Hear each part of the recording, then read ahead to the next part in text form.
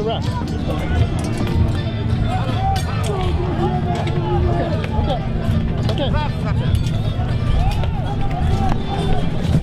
Go ahead.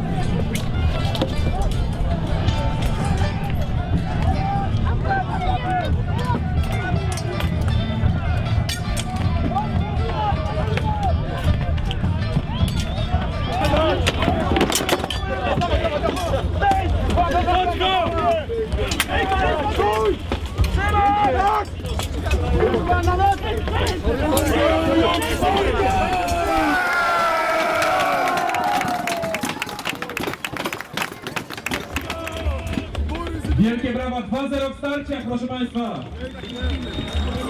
Jeszcze raz. Którego?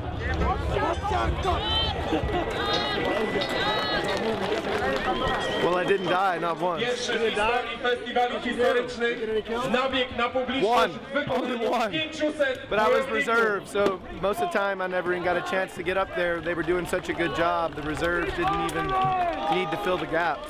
So Is it pretty fucking insane? it's crazy, absolutely crazy. You like? No, I like it. I like it, but it's completely different. When you see those Dane axes coming down, they're not watching out for your feet or nothing. It's just, don't get caught. When you think of Viking, you think of the quintessential Norseman, tall, blonde-haired, perhaps having big horns on his helmet or something silly like that, right? But what's interesting about being in Jomsborg is it truly is a mercenary army. When you go out and you do these events, you'll see people from England, from Texas, from Denmark, Sweden, Italy, Chile. Like, it is a international organization. We saw how hard the last fight was. They're bringing us to a standstill. They're figuring out what we're doing. So, don't suck your cocks just yet. We have to fight harder tomorrow. We just fought the first day at Volin. We used our well-trained tactics of the units that know what they're doing. Obviously it's a plan I'm not going to reveal on camera, but we won all 3 fights. It's going to get harder. The last fight was really hard. I was off my feet twice and dragged out by my own men and stood up again. It was tough, really tough, but it was good. And tonight we're going to celebrate with a exclusive Jomsborg party, which everyone's invited to. Just let the gods hear us! Jomsborg!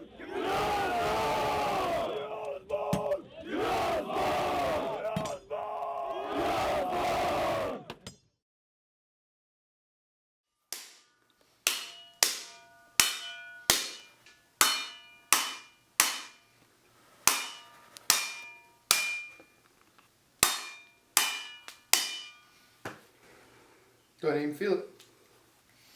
It's a kind of a hybrid between a Spangen helm and a conical helm. It's 16 gauge, which is a little on the light side for full contact, but it has been heat tempered, so it should be strong enough for the full contact stuff out in Europe.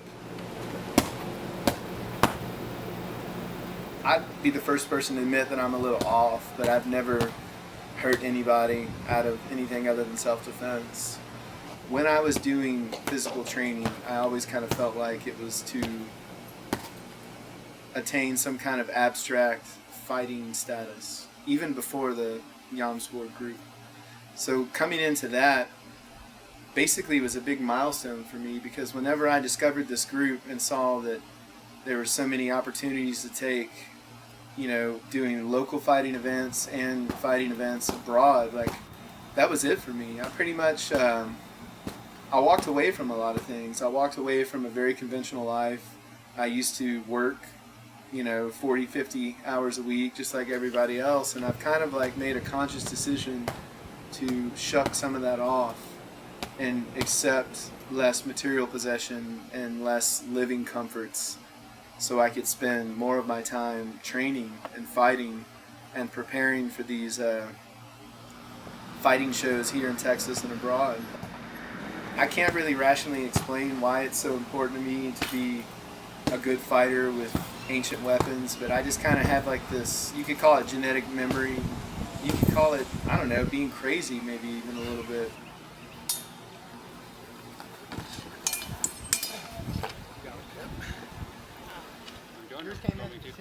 I really think that I'm doing it for very legitimate, personal, and even spiritual reasons. I don't think that I'm like this super sociopathic, violent person that wants to hurt people, but at the same time, I think that there's an art to being able to cultivate this kind of life.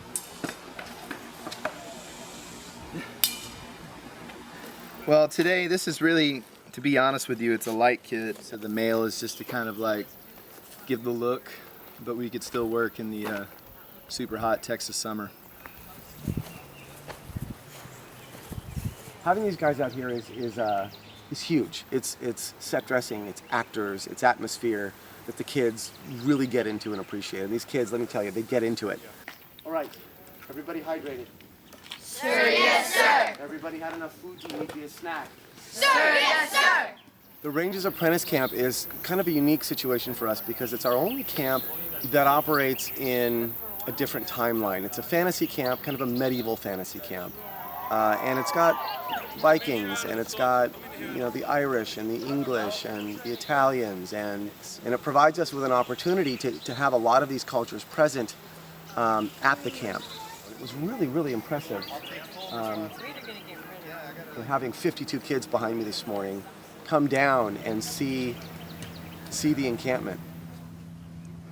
So we were hired to come out to build an encampment, to do some small part acting and engage with the rest of the camp to kind of build this immersion atmosphere for the kids. So we're going to have a good duel, big duel at the end with the villain. This is an opportunity for the E-Log to come make a little money. All this money is not going to us as individuals, it's going into the group fund for our encampment, to build on it, to get a trailer perhaps, or more tents, or bringing JomsVikings over from Europe to train us for training events. So it's kind of a collective pool.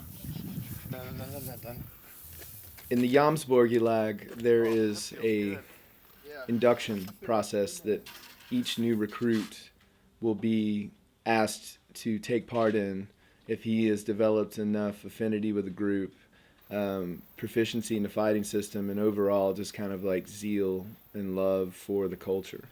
When a recruit is brought into the fold of the Lag here in Texas, we have a very unique piece of silver, and part of the induction ceremony is for the steersman to give a gift of silver, and the silver is to remind the inductee that he is oath-bound. And once silver is given in response to an oath, that oath cannot be retracted under any circumstances.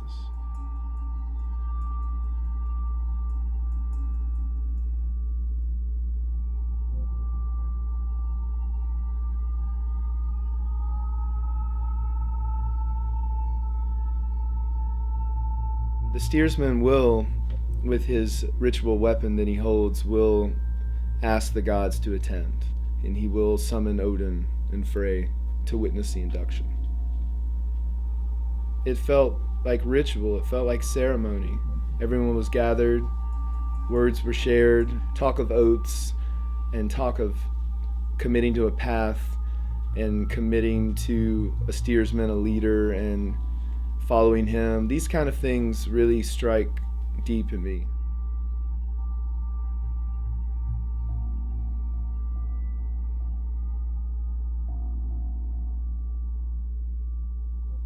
It was cleansing. It cleansed a new path.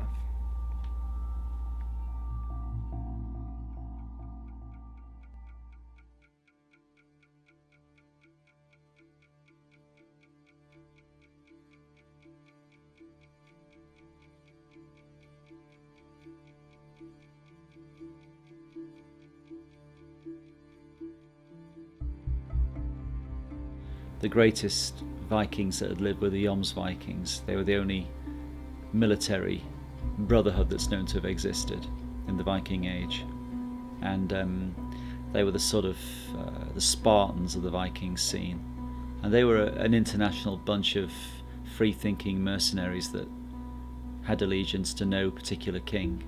They just existed in their own right. So I formed the Jomsborg Lag with a view to creating a very realistically accurate fighting fraternity of warriors. This is the Einherjar shield. It is the shield that every member of the Jomsborg army carries when we go to fight. Part of the motto of the Jomsborg army is one shield, one brotherhood. Main role of the steersman is basically making sure that his men are ready for combat. In the JomsViking system, typically in a fight, we take slashes and thrusts to the torso, the shoulders, slashes to the legs, above the knee, nothing to the face or throat.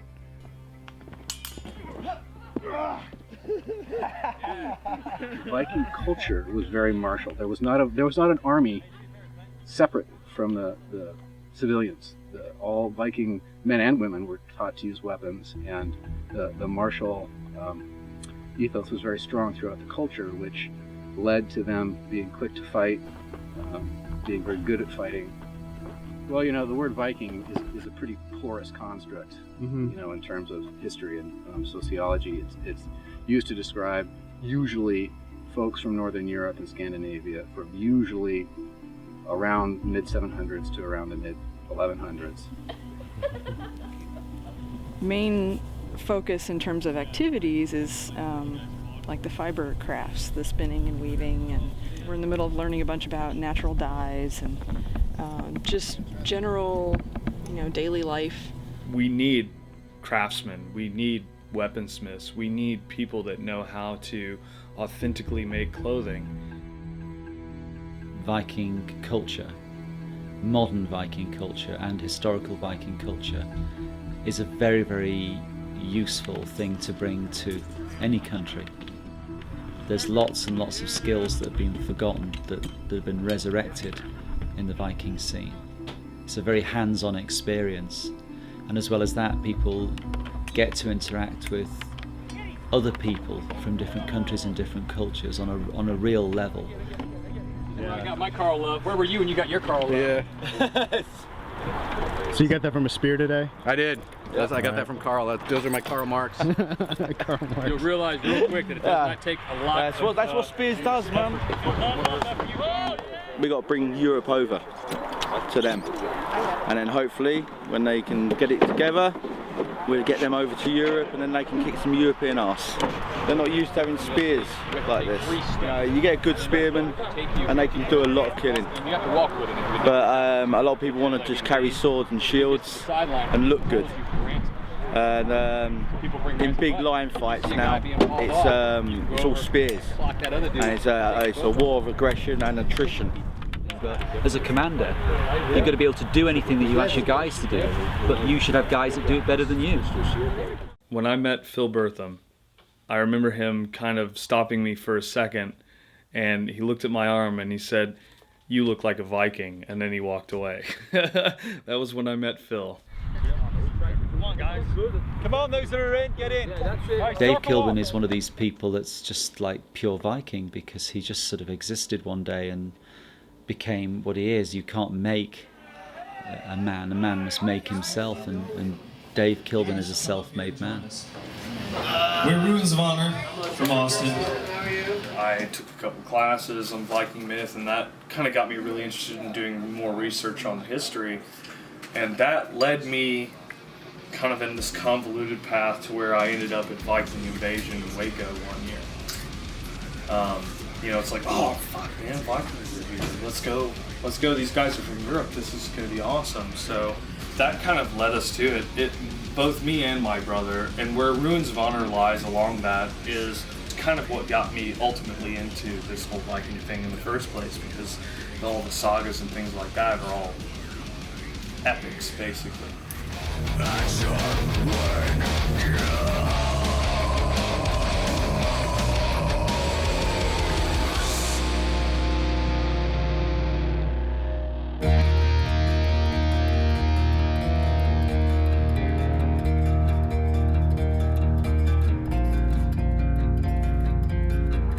I had seen in the past some SCA combats at Renaissance fairs and things like that, and it never really had that authentic flavor that this did. You'd get bits and pieces from the fairs and things like that, but it always was kind of peripheral. I met Clint about a year ago, and we became pretty quick friends. It's been very enjoyable. I mean, it's very rare that you meet people like that in your life that you have these same parallel interests with.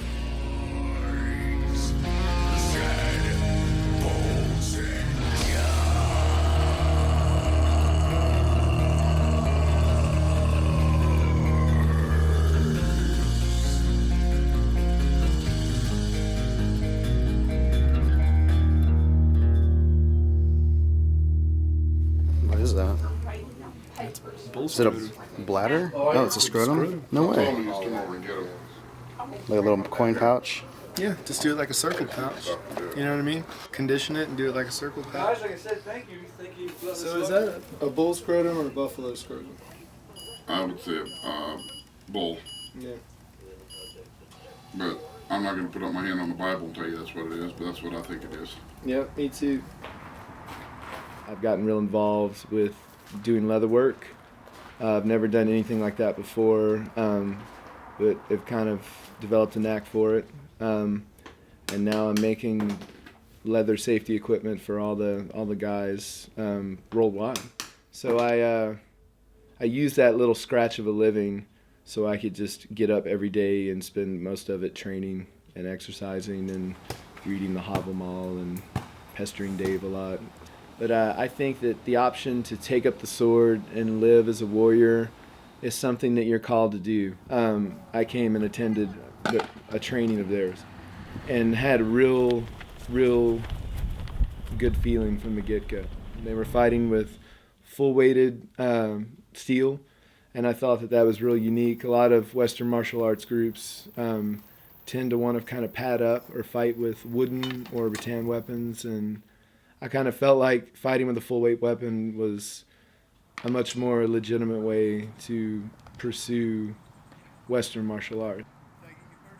There's a blacksmith for our group. His name's Paul Benz. He's based out of England, and most of us have weapons that he's custom forged for us. They have a spring steel core, so the weapon is extremely flexible and returns to its state. But when struck against other weapons or shields or axes, it doesn't burr. Like, you'll see some bruising on the metal and some scoring, but nothing that is edged or dangerous.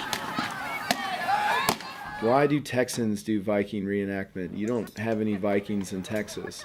I've never really perceived that it's about lineage. I think that being a Viking is more of a mindset. You read the JomsViking saga, I always kind of got the impression from it that it was a system of a group of fighting men where your merit put you in place. And I think that the Jomsborg army is just that. If you want to be something in it, there's really no limits. You just have to step up and pick your path and follow through. To me, that's what it means to be Jomsborg. You throw to the opposite shoulder first. This shoulder, this leg, right?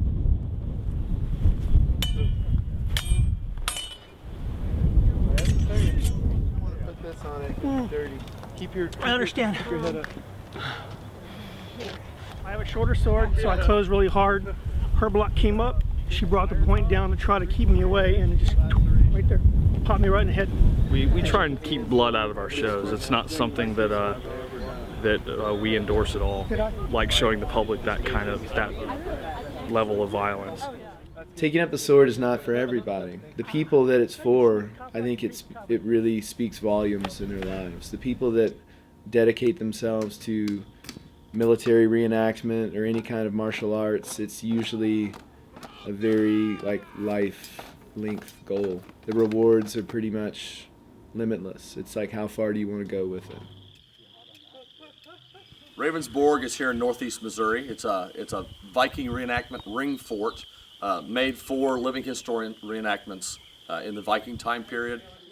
Our mead hall is the centralmost building that's most often used here. We do our gatherings here, we do our meetings here, we do our feasting here, and at night we clear the benches and set it up for sleeping arrangement. Just a big community hall. Just like in Beowulf, there's warriors laying on the benches down both sides of the mead hall, fire pit in the center, smoke holes in the roof, and it makes for a comfortable gathering place and a good place for celebrating our different events.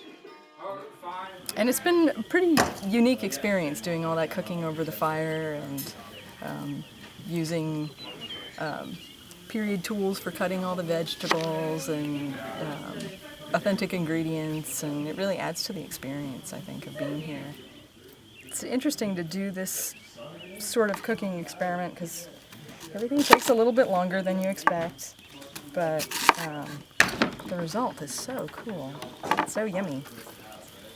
Reenactment is when you are trying to portray an actual event with actual people that has already happened, and you're trying to jump into their roles. But what we're doing here is we're trying to learn what we have researched, we're trying to put it into actual effect, and trying to live in that immersion. That's living the history. This is your Viking kit or whatever is basically it's like a tuxedo. I wear it when I go to a wedding. Well, I wear my Viking kit when I go to Ravensborg. But I don't wear a tuxedo and become like James Bond. I'm still a drunk Irishman. So Dorsa near Highland, Ravensborg. Ravensborg!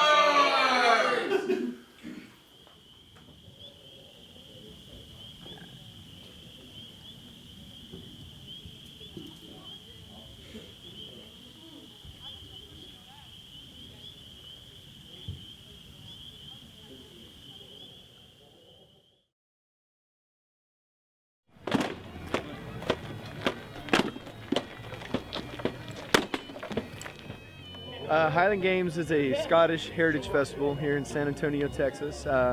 This is my first time to come to it. The group has been doing a fighting and encampment event here for several years. We did our morning show already. We had a successful fight, good audience, did some Viking games, and then some of the agility activities that the women do. First I got acquainted with what was developing into the Jylov was in 1994, Georgetown Viking Fest. That grew and grew, and when we had a gang come over from Europe to demonstrate what this is that we'll be doing today, it just took a bunch of us. And we said, that is fun, that's entertaining. Why don't we do that here? And that started the Jylov. When you get to be 72, it's a little hard to keep up with these 30 and 20-year-olds.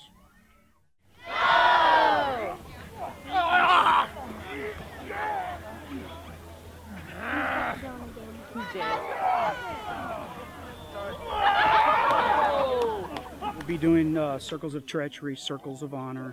We'll be doing hero circles. It's where the crowd comes out, and they choose 4 people from the crowd to come out and choose 4 of the Vikings to fight each other. Hero fights. And ends up one man wins and he's the hero. And whoever chose that warrior ends up getting a prize from the group. That sounds awesome. We have been out here 5 times now. We started 5 years ago. Highland Games, a little bit different because of the Celtic environment. Said, well, you're Viking invasion, right? Said, yep, so who are you invading? Highland Games.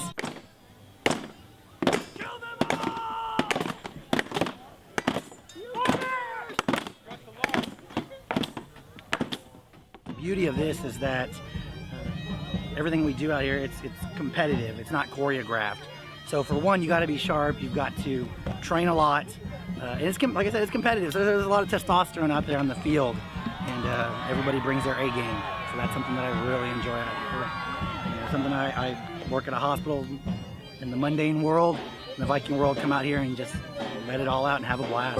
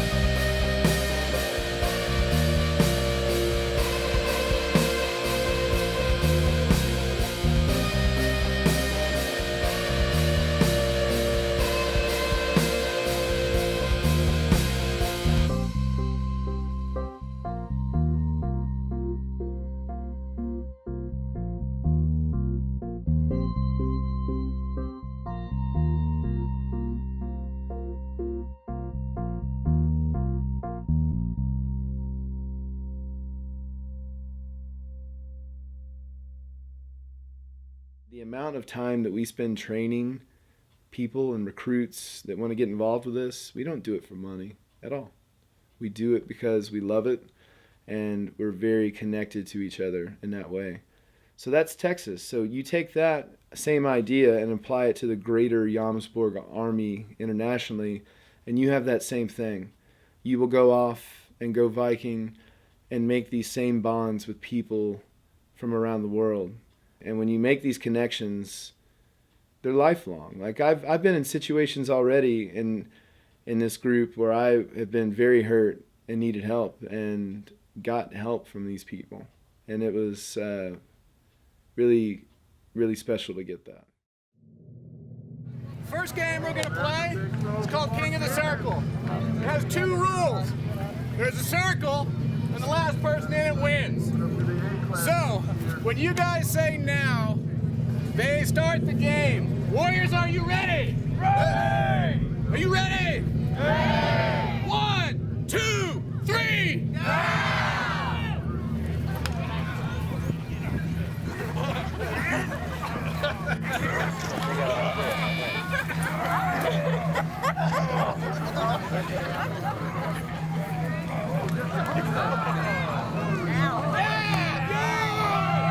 The garments that we wear are reconstructions of archaeological finds. The weapons and armor we wear are reconstructions of archaeological find.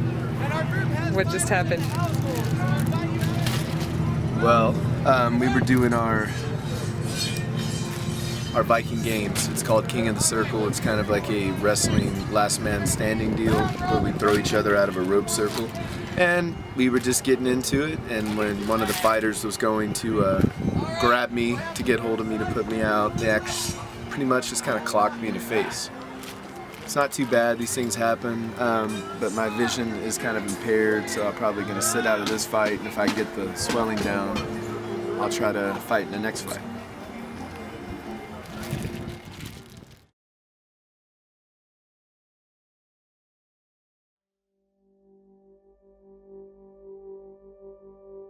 What's going on? Well, I'm making a short little trip to the hospital tomorrow to have some plastic surgery done on my face and ocular cavity of my right eye.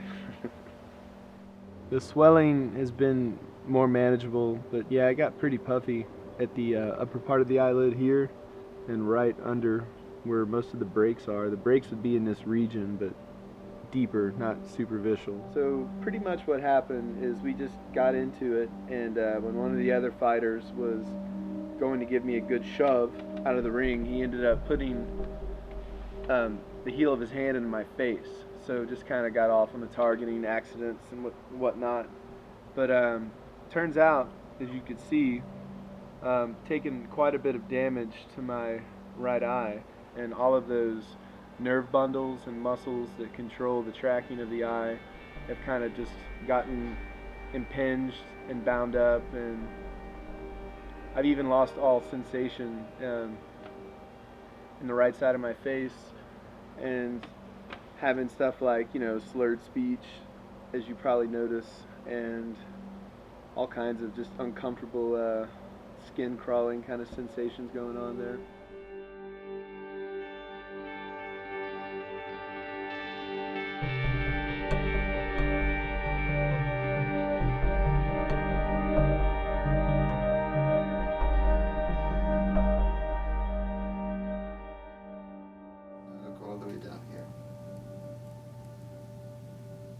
Not really seeing too good out of the right because it's kind of blurry. The swelling. Okay. The eyelid is kind of obstructing it. And this is the implant that I was describing to you. So what we did, you had a significant size of the implant, and obviously we put it there, and we in an attempt so that we cover the orbital floor and bring the globe or the orbital contents back into the right orbit.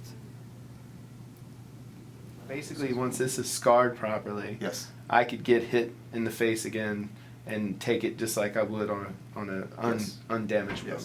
He called it 100% break, which means basically the whole way back, all the floor was broken out.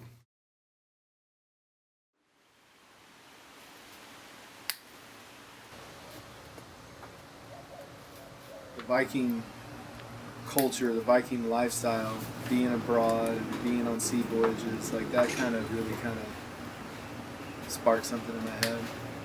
Even my folks now, they know about all this stuff and going to Europe and going on campaign and, you know, working out of friends' garages and making leather goods. They know about all of it. You know, I'm a 34-year-old man, but I don't ask them for money.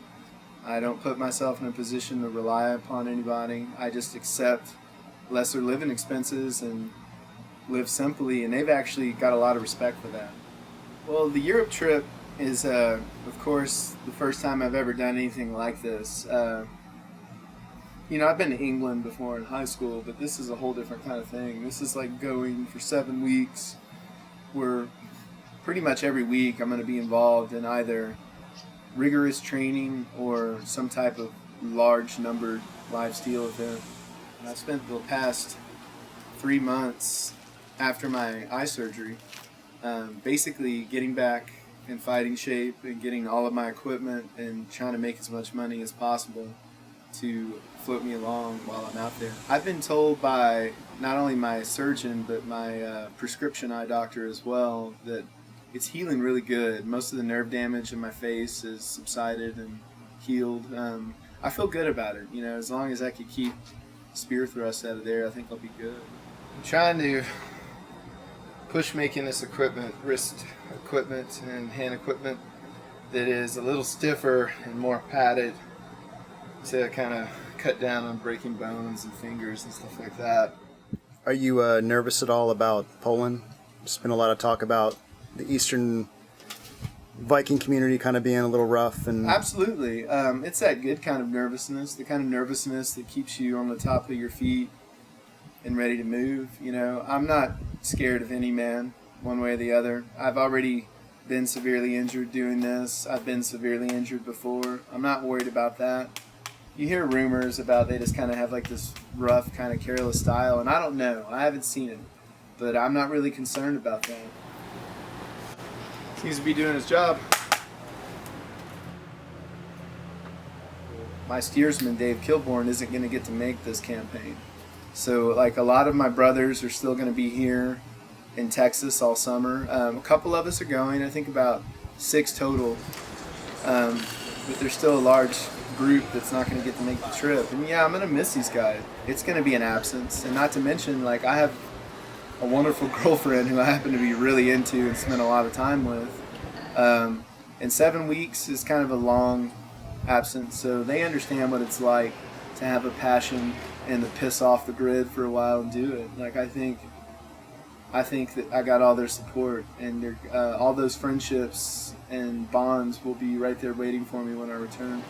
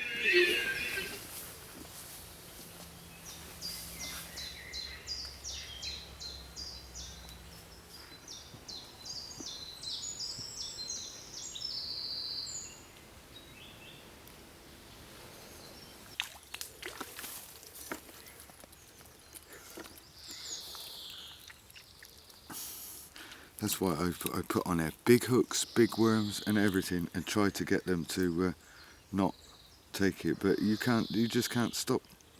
You can't stop them, they're so greedy. As you can see, that ain't going to survive. Yeah.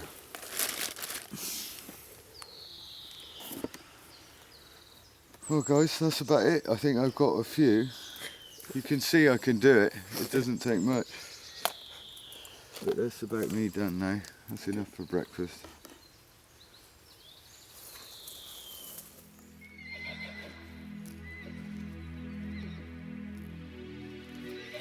Moesgård is a very, very special place.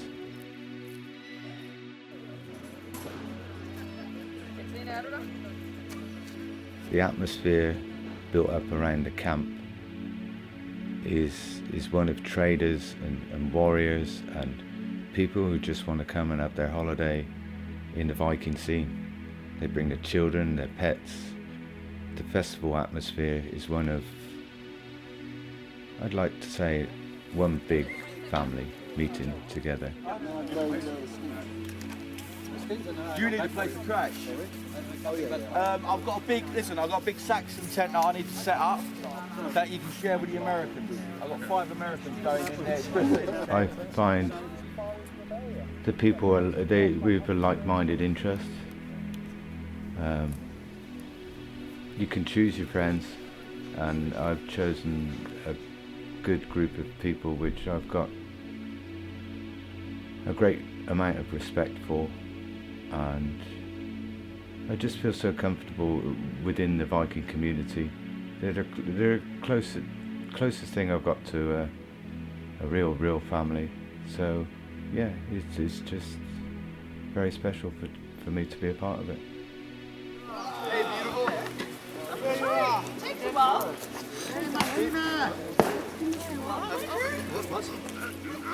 Okay.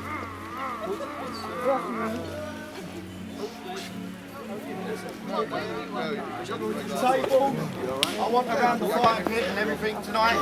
Yeah? Let's be over here. We built it, let's use it. Yeah? Well,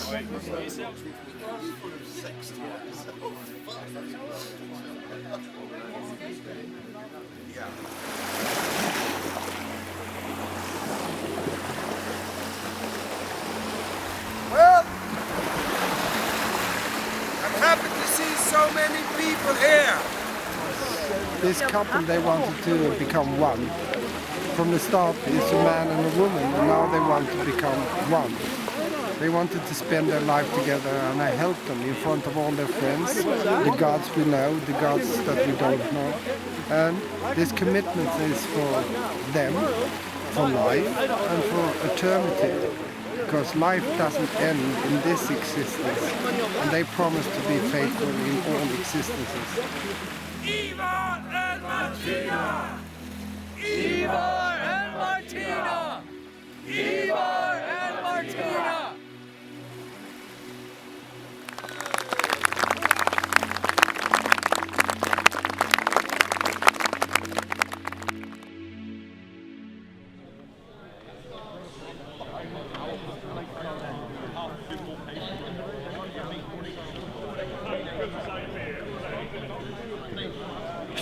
Line up!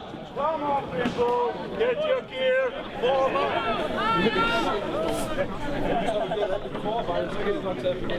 America! Fuck yeah!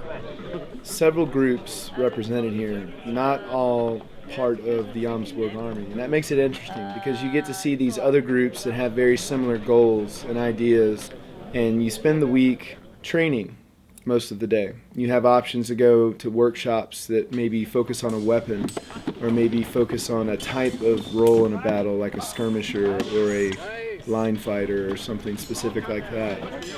You have the ability, if you want to and if you're motivated, to basically get up every morning and train till the end of the day if you want. Moesgård is the oldest market here in Denmark, and it's also one of the largest markets in northern part of Europe. And I think it's about 30 years or something like that it's been running.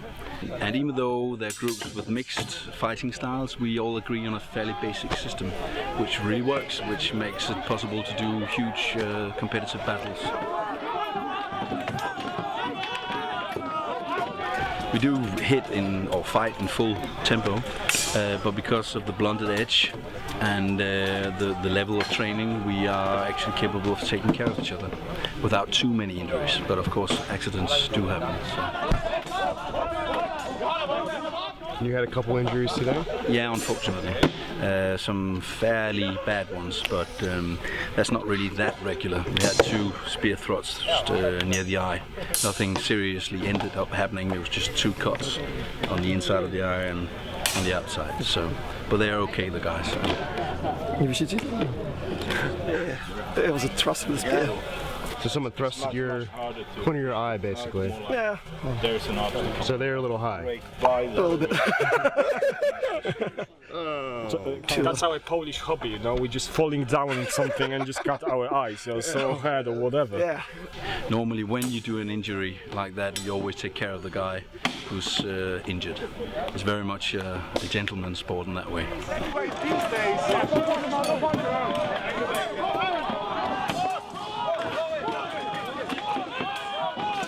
I learned a lot. Negative reinforcement. Actually, that's not negative reinforcement. That was straight up punishment. But I learned a lot. It was awesome. Kept some spear points down long enough for my spearmen to get some hits. Eventually I got it in the chest or the armpit, but it's all good, man. This is wonderful. Incredible. I love this. What is it that compels you to do this? I don't know. Next question. You can't just describe it. It's just you know, like you'd fight in a real battle. So it's really cool, you know, adrenaline and everything. So, and you can try yourself really, because if you train, then obviously you want to go to the battle to, you know, see if you're good enough. If you're not, then you know what you need to improve. There's lots of spears out there. Lots of beers? Lots of spears. They have more than we do. I hate spears, but they love me. Yeah, Adam got caught in the eye, side of the eye. He's fine. Okay. He's fine. But yeah, it's fun, man. If you fucking die quickly, we all die quickly. You're our spine, the backbone of this, okay? Okay then, begin! Keep in line! So you're just getting guys up to speed in line fighting, basically? In unit fighting. In unit fighting, okay. You know, it's very hard. I mean, with people coming from around the world, so. But it just gelled today. I'm so happy. And we're gonna kick some ass on fucking the weekend, man. Gain access 2 meters to the from one end to the point, and we're gonna measure it. We are going to have help from Søren, Daniel, and Suzanne. Just cut it off and take the ash with a knife.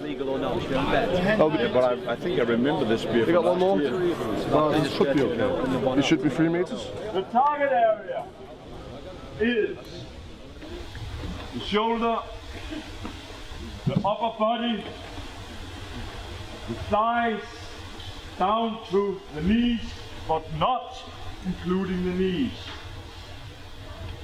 All of the backside, of course, and the bump, and the crutch. It's painful, but there you are. This is all target area. You have to check everyone's weapons to make sure there's no sharps here, no burrs on the weapons, that they're the right length, and also everyone's authenticity, just to make it look good for the public. You know, they want to keep it as Viking as possible. He has his camp down there by the water.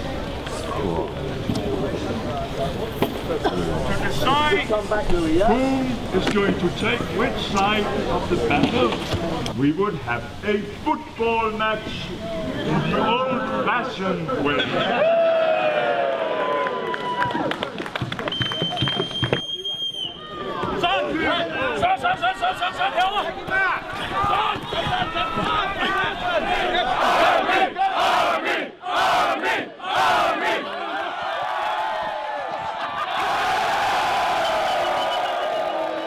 Say fucking football, defense.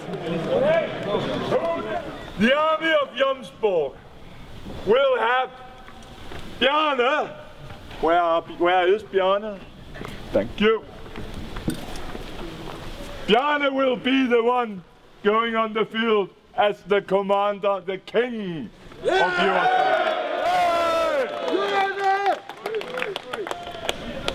Cattle die, kindred die, every man is mortal. But I know one thing that never dies, the glory of the great deed.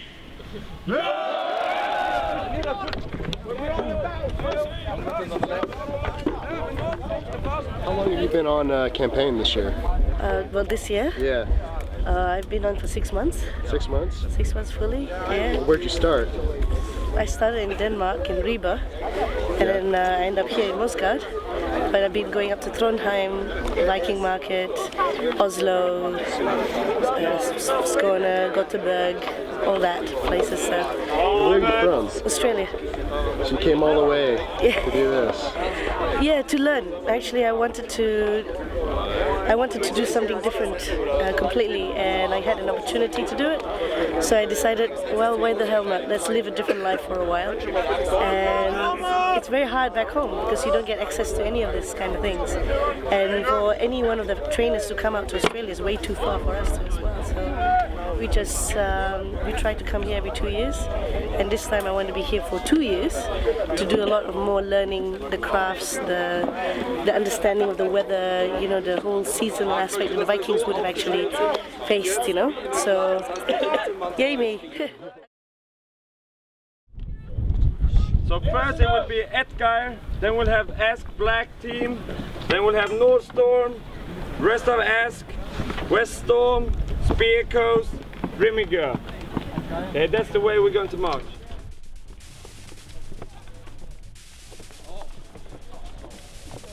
This is what you've spent years training for. Can you feel it? Yeah! Can you feel it coming up? Yeah! We're going to go out there and we're going to fight with full power! Yeah! Full power! Forward! We are going to do ourselves honour out there. We are going to fight like motherfuckers. Today the plan is no fucking stopping. No waiting for the other flanks to catch up. It's just get into the fuckers and crush them. Viking!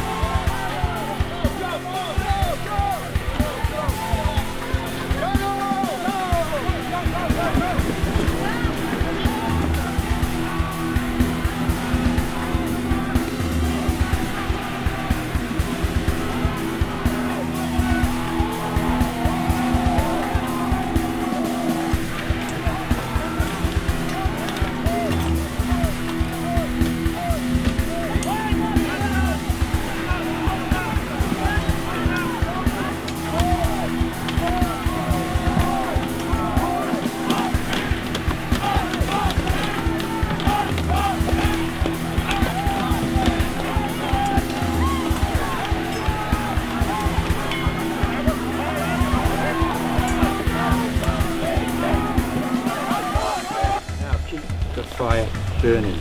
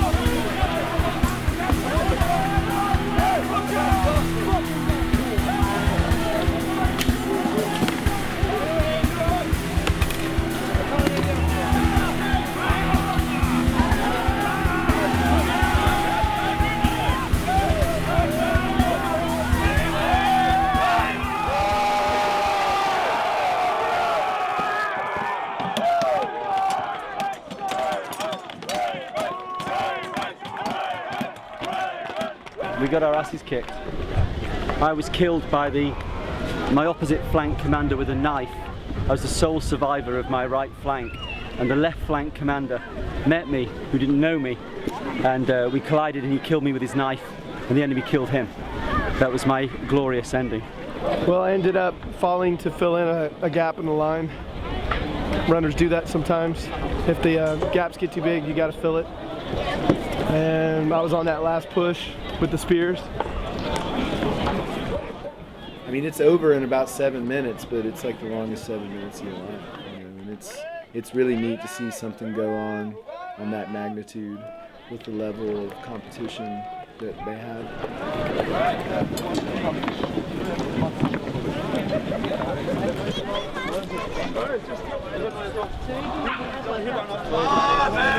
Any serious injuries? Nope. Well, then I think you should give yourself a big applause.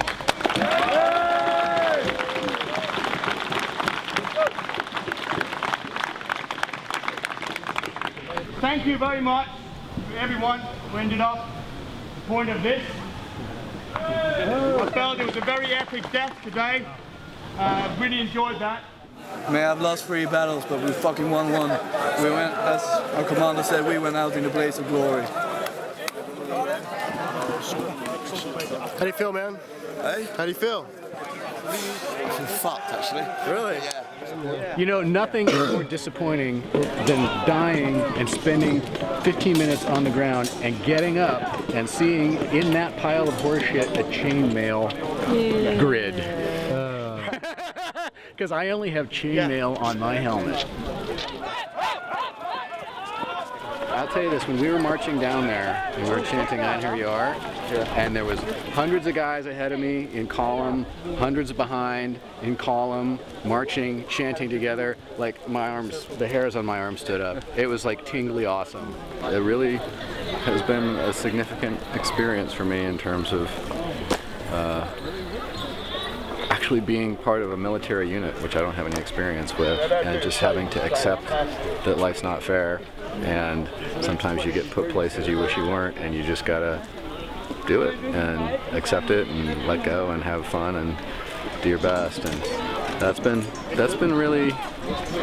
helpful, like in thinking about stuff in my other life, my real life. It's been a nice kind of perspective shift. So it's been, I was told, our steersman said, you'll be a different person after Moesgård, first Moesgård.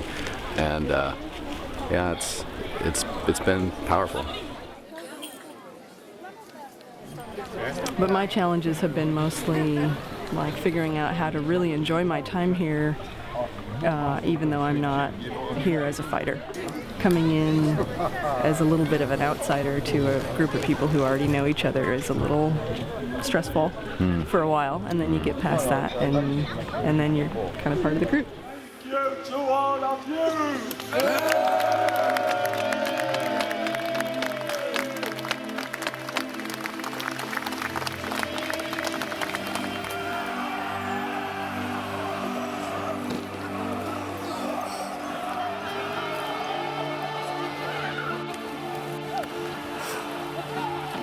It's real when people come here with one purpose, and that's to beat each other up for a week and meet in the inn and be good pals, and that I like a lot.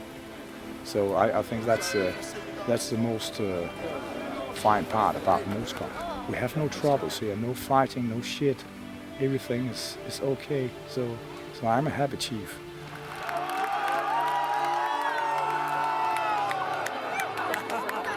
The audiences are huge. I mean, we get good attendance at our Texas shows, but in comparison, it's not even on the same scale. The Moesgård Festival is basically the quintessential event to attend if you want a wide variety of Viking Age reenactment and live steel fighting.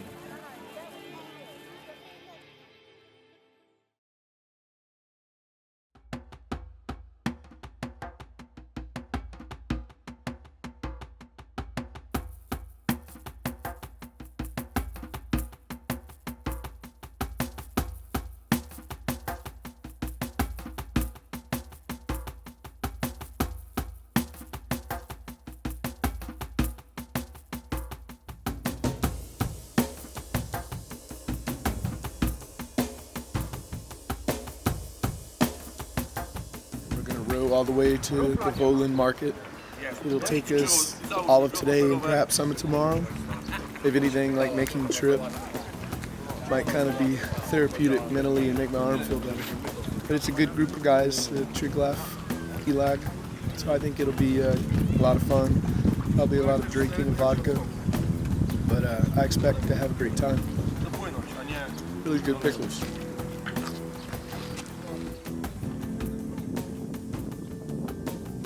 To be a Viking doesn't mean I pretend I'm from Scandinavia. No, I'm the Viking because I do the Viking. But I'm at the same time un-Slavic, which is my identity and my culture. The boat is a reconstruction of a wreck found in Volin. It's a Slavic boat from 10th century. It's 11 meters long and 3 meters wide. The mast is 6 meters high and the sail is 24 meters. We are traveling from Szczecin to Volin on the boat, like authentic way.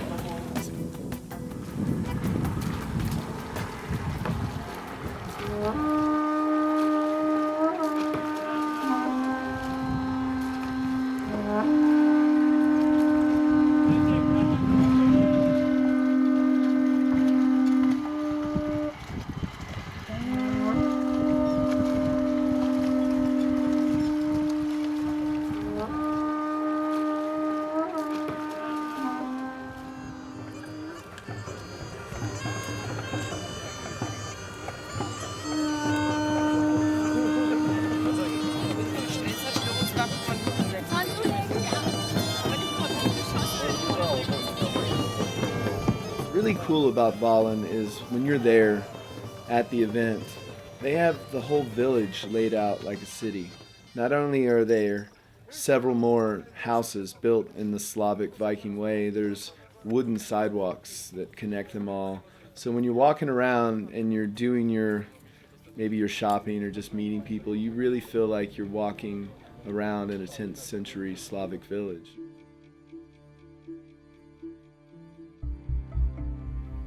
The fighting in Volin it's different.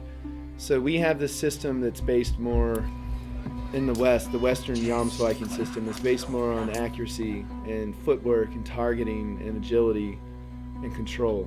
Whereas in Poland, what they call the Eastern style, these guys go at it full tilt. They're wearing all of their heavy armor. It's a heavy infantry fight.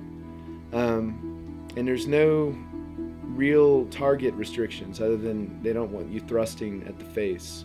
But headshots are a legal target. You're going to get hit in the hands, you're going to get hit in your knees and your ankles. All these things are possibilities. And the level of aggression is much higher. But it's definitely the new frontier for martial Western fighting. This is Huskal.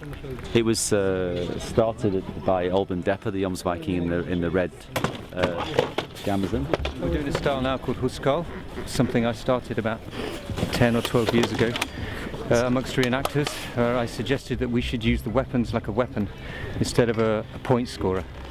So instead of just trying to get contact and score a point like a gentleman's sport, I thought we should train it like a martial art and use it like a weapon.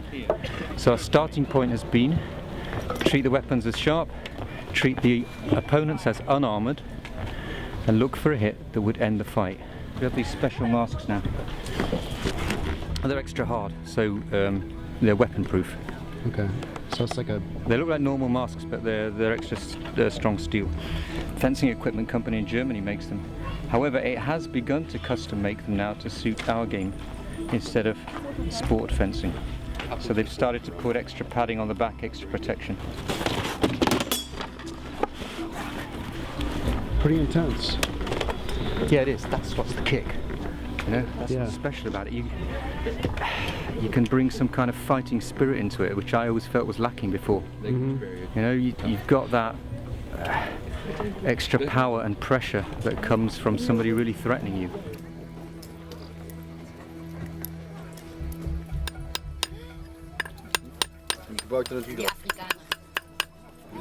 All right, man. So tell me a little bit about some of the Slavic gods. Slavic gods. Yeah. So, for example, It's Światowid, one of the biggest gods of Slavs.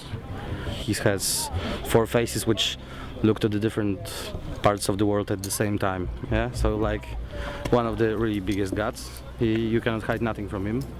Like in Nordic culture, there is many different gods. Do swojej świątyni przynosicie je. Tak. The cultures mixed together. So, for example, it was in the old times. It was like when you, for example, were I don't know, from Sweden, and you were like at the coast of Slavic territory. You were giving sacrifices to Slavic gods. This is the god of the area, and he rules here. So you were praying to him, yeah, at the moment. What do the Christians think about that? They think it's that we are just playing, or that we are praying to Lucifer or something like that. Church basically destroyed all the pagan religions in this area after like 200 years. Most of it was totally annihilated, except for those things, of course, which was taken into the Catholic church practices. Because when you have some elements in the religion which you are used to, it's easier for you to change your fate. Drużynie i tej ziemi klnij się po przykrość, a wszyscy wokół niechaj będą tego świadkami. I see a lot of swastikas out here.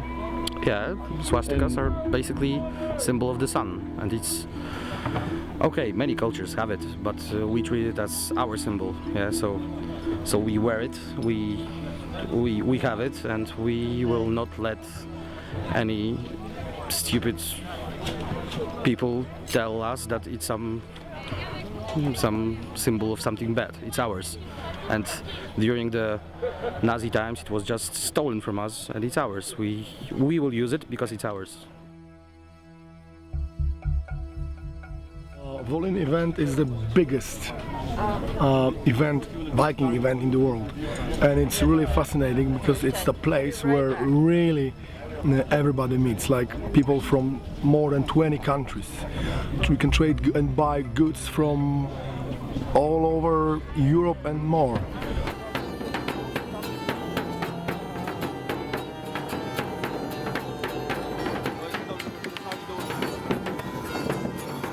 The event is really good because it brings together so many different people from different cultures. You find people from Canada drinking with people from Lithuania, you find Vikings from Moscow, and they are partying with people from Sweden, people are trading, people are exchanging ideas on experimental archaeology, and it's really, really valid for culture, for understanding the culture of the past and how it relates to the culture of the 21st century Viking. Ważne. Zatem życzę wszystkim głębokich przeżyć, wrażeń i oby jak najlepiej nam udało się poznać i cieszyć się kulturą Morza Bałtyckiego.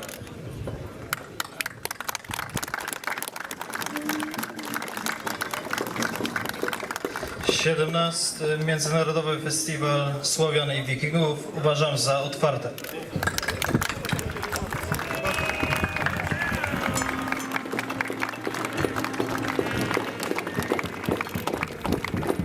Po tym wszystkim, bracia, zabawmy się i zróbmy show!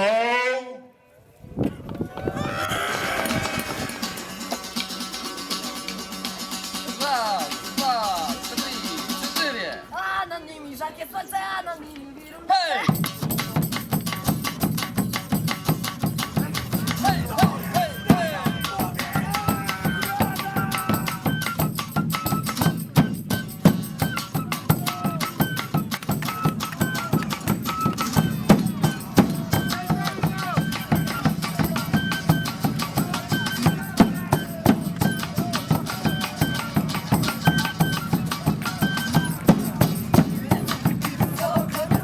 Szeroko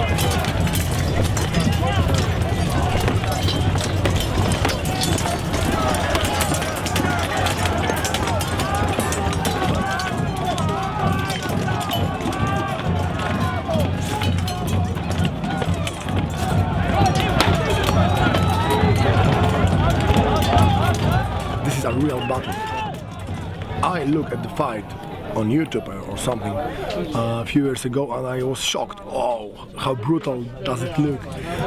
When you're in, it's not that bad. It's really fun. It's adrenaline. It's you're squeezed. I'm usually running behind line, trying to command. Actually, people in Poland, but also in Czech Republic, in different countries, they train almost only to prove themselves here in Volyn. Nothing else counts at all for them. You have 500 warriors on the battlefield. This is why this battle is so real.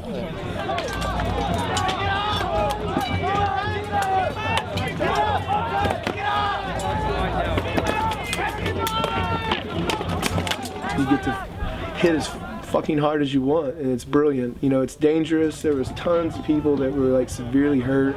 Everything between broken fingers to mangled arms and face shots and everything else.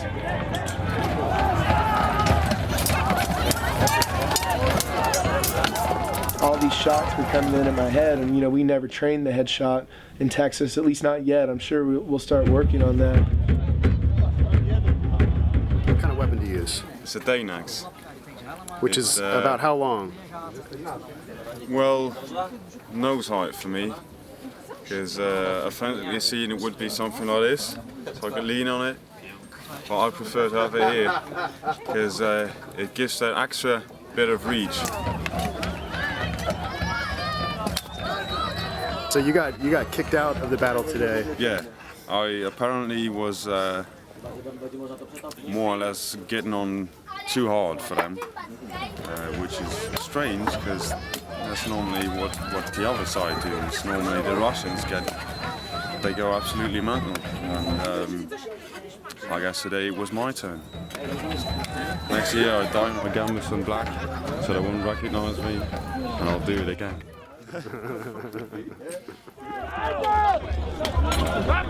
The marshal's job is specifically to make sure that the fighters are not fighting dangerously, they're not doing stupid things, they are taking the kills when they're killed, and crowd safety, making sure that the fight doesn't go into the audience.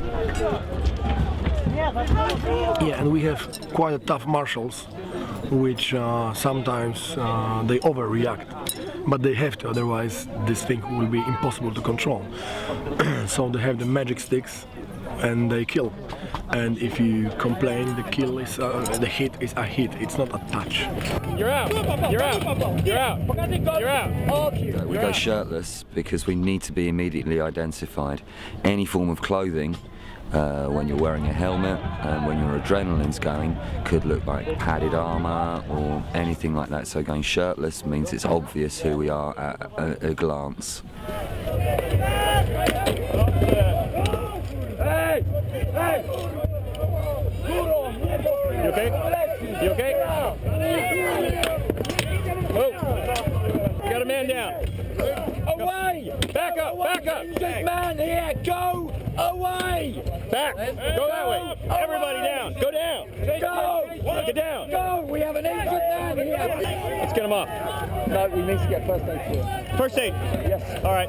It's a kind of a different kind of intensity from actually fighting. Yeah, you do feel very unprotected.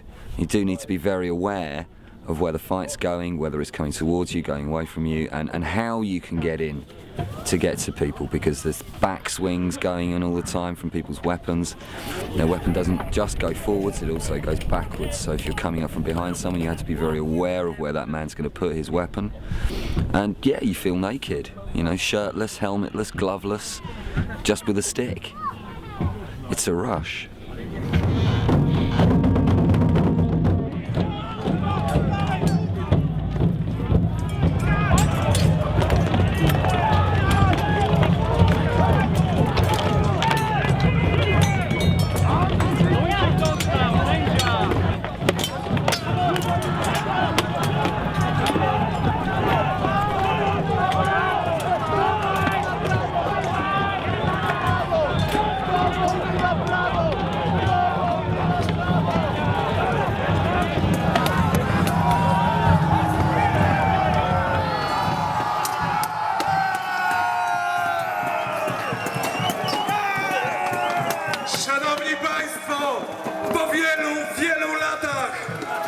zwyciężyła drużyna najemników!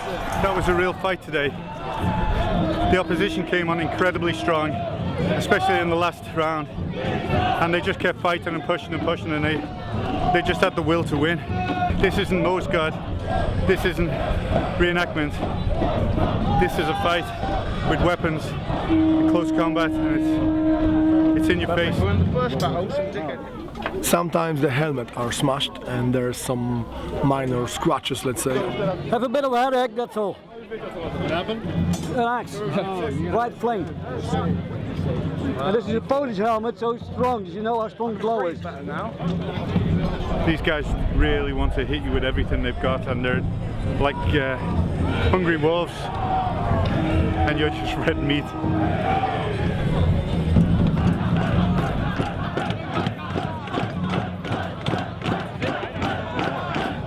Well, we lost today, lost twice now. Zaraz po tym konkursie kolejny konkurs na najzacniejszą fryzurę damską, również otwarty dla... Because we gave them silver wolves. Silver wolves have been fighting with us for 3 years and they know our tactics. They're just matching us. But tomorrow, we will smash them, punish them. This is the crack unit, and they always fight as our striking arm, and we gave them to the enemy to give them a chance. With the Russians, right? Yeah, no, not Russians. Silver wolves. As more than Russians. То есть это почти реальный бой, но при этом остается место для благородства и для чести. He said that the Eastern way of fighting is the closest to the real battling. So you understand the responsibility? Yes, of course. This is one of the most dangerous weapons, and I can see that you're both... It's like every year, too. I can see you're both intelligent, sensible guys. Yes. And your weapons are well presented, and you know what you're doing. You know the rules. Yes. So now I'm going to get you your sashes, okay? So wait here. If I knew what the Viking scene was all about, then I'd probably be bored with it. I don't know what it's about because it's constantly evolving. It's about discovering some sort of martial skill, some sort of fraternity, some culture that we've lost, you know. And by learning martial skills and discovering that, you know, we were once warriors instead of couch potatoes, we find something else about ourselves. How humbling it could be. Like I feel like I'm on a good path and I'm really moving forward with all my skills and my ability, but it's like to come out here and fight with European fighters has been very humbling. So that would probably be the most like prominent theme I've taken. They are training, doing this 20 years, so it's very, very long.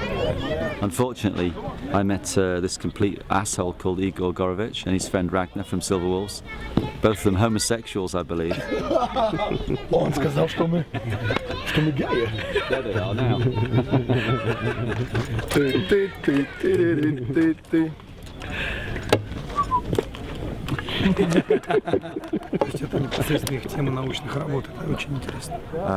Most of the guys from Silver Wolf are historians and archaeologists, and you know it's cool to do this alive, like you know this reenactment. So that's why they are doing mostly, you know. Lots of people from all over the world. A few years ago there were even Vietnamese Vikings, you know, it was a bit weird, but... Fantastic, a true market, not something like we see in America, but soon in America we will have this, I'm sure. You've been injured kind of like Clint, but different eyes, so tell me a little bit about how I've been training with my friends and I wasn't in good shape, so I received a sword in the eyes that popped up my eyes 14 millimeters, and now I have scars and my eyes is not really good as it was, so I have a patched helmet until my healing will be 100% good. We all are like big family, you know, and we are talking in the same code, you know. So yeah, so that's it. And now I'm from Triglav, and my name is Boris. Thank you very much. No właśnie, że o, są tam nasze smyki. Wody.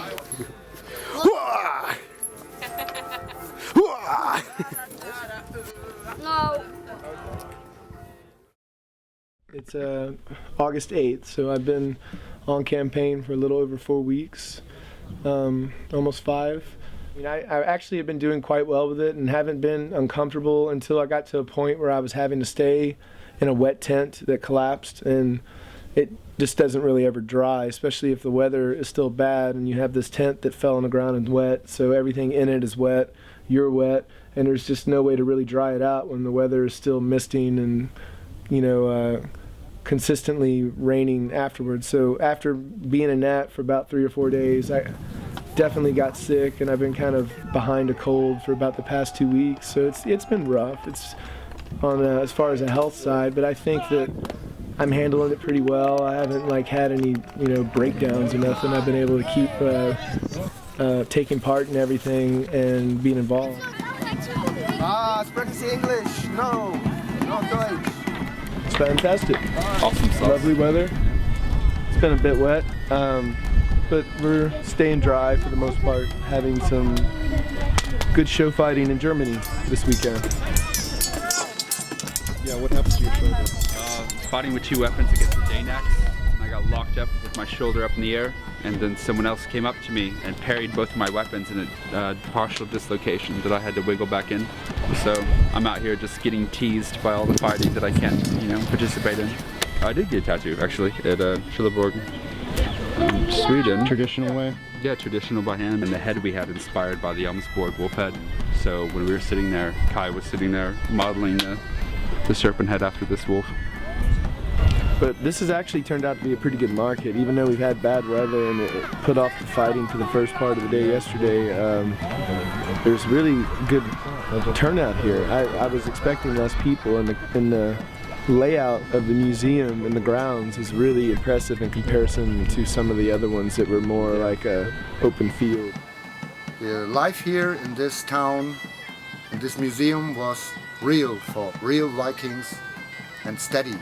The warriors and the fighters and the traders are staying here on the market from 13 different countries here in Europe and States. It's a great market. I hope I see all you guys next year again here on this battlefield. And we have more fun. Better weather. We are Vikings, Slavonic Vikings.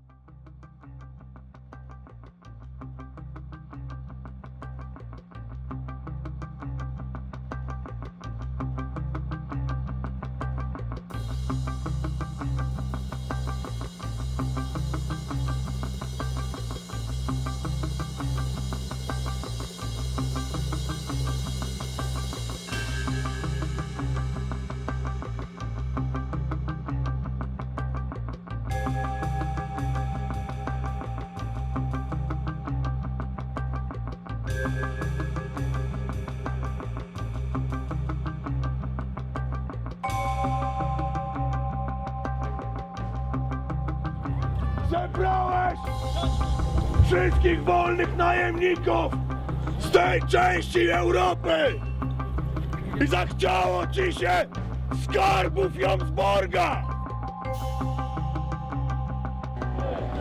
Jedyne złoto, jedyny skarb, który dostaniecie, to stal, wasze bebety!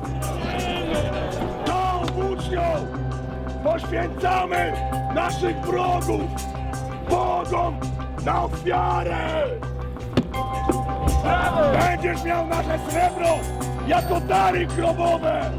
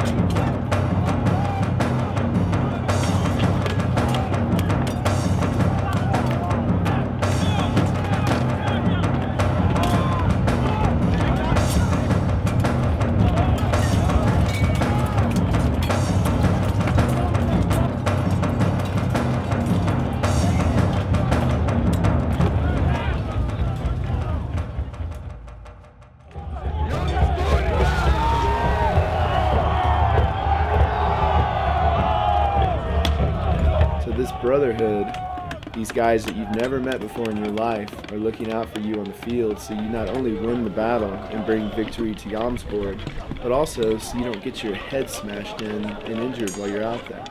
That kind of brotherhood has a more realistic turn to it when you're put in a full contact battle situation. That was fun. That was fun. That was fucking fun. Brilliant. Ostatnie starcie na 17. Festiwalu Słowa Wikingów należało do armii Jomsborga! Trzeci dzień Festiwalu Słowiany Wikingów! 3-0 dla Jomsborga! It's really a unique festival because you can go and have this really immersive experience, and on top of it, you could get out there and fight with a bunch of maniacs. Everything worked good. I even took a Dane-axe to the hand once, and I'm fine. A full swing Dane-axe over the head. The trick you got to learn when it gets that tight is how to tumble the dead. Yeah. I had no footing, so I was basically tumbling. Slid down a line of shields. I'm going to continue to do Joms Western style, and I'm going to do full contact as well. You don't just do one or the other, you do all of it. You were on time, yeah. No clock, Italians were early. Yes. Of course.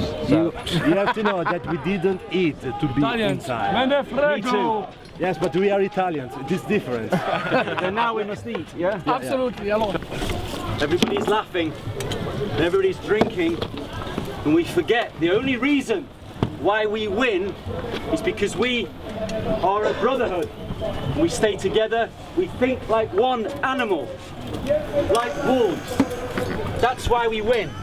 I was there, you were here, he was there, we were everywhere. We controlled the fight this time, both flanks, centre and the right.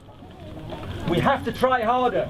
We need more men, young men, more recruits, and next year we don't lose, okay? Okay. Yeah! We lost 2 battles yesterday. Today we won 3, and Friday we won 3. The war is ours. Jomsborg! Jomsborg! Jomsborg! Jomsborg! Jomsborg! Jomsborg! These brotherhoods are boundless. This is, the Jomsborg army is an international army. We have people from all over the world, whether it be Northern Europe, Eastern Europe, Southern Europe, like the States, England, like it's a very diverse army, and anybody, no matter, even with language barriers, they were always willing to like talk with me and like interact with me, and so I've really kind of taken from this whole trip that the Jomsborg army is indeed a brotherhood.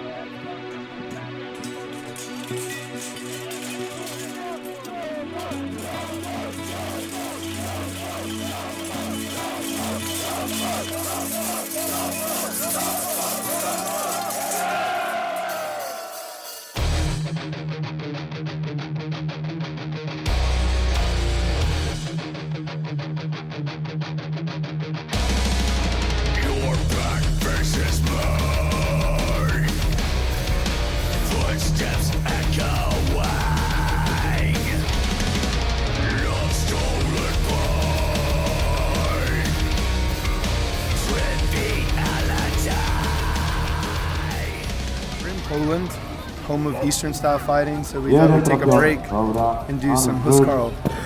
Huskarl is a fight system that Alban Depper put together. All the guys that are to a level, the ones that are traveling abroad in the summer, European traveling fighters, are going to be encouraged to get their mast kit together so we could explore this system a little more. How many Texans took the field in the battles? There were 7 of us.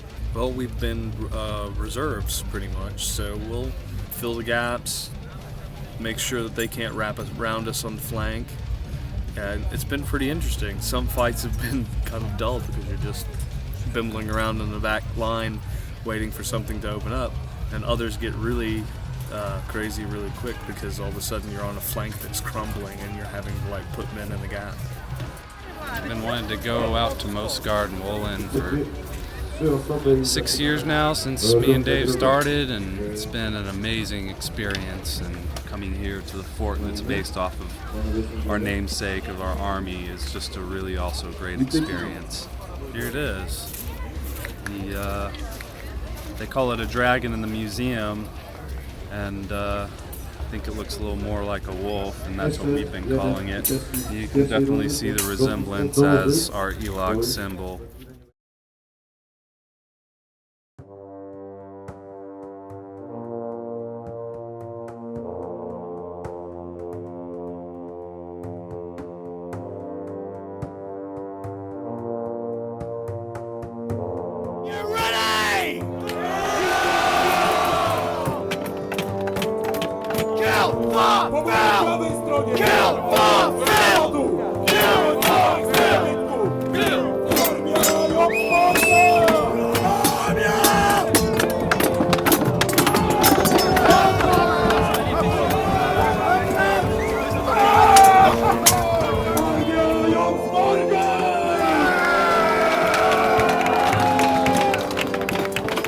My experience of being drawn into this group and getting involved in the Jomsborg as a Drengr has been director goes native, basically. I mean, there were several points during the shooting of the documentary in Europe that I just wanted to put down my camera and pick up a sword. I was definitely drawn into it, you know, thinking like this is definitely something that I would want to have in my life. I put together my full contact kit for Poland, which consisted of some heavy lamellar scale armor that I designed and kind of based on some Byzantium frescoes and artwork and whatnot.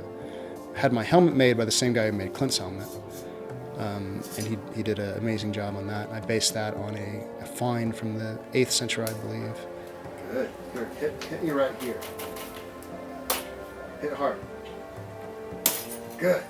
I had designed a shield boss that I had made that stored a camera, a GoPro camera. So I was actually doing some shooting on the battlefield. The battle was, you know, intense because there were just so many people and it was wet and miserable. Went into the line with my brothers from the Texas Jylov.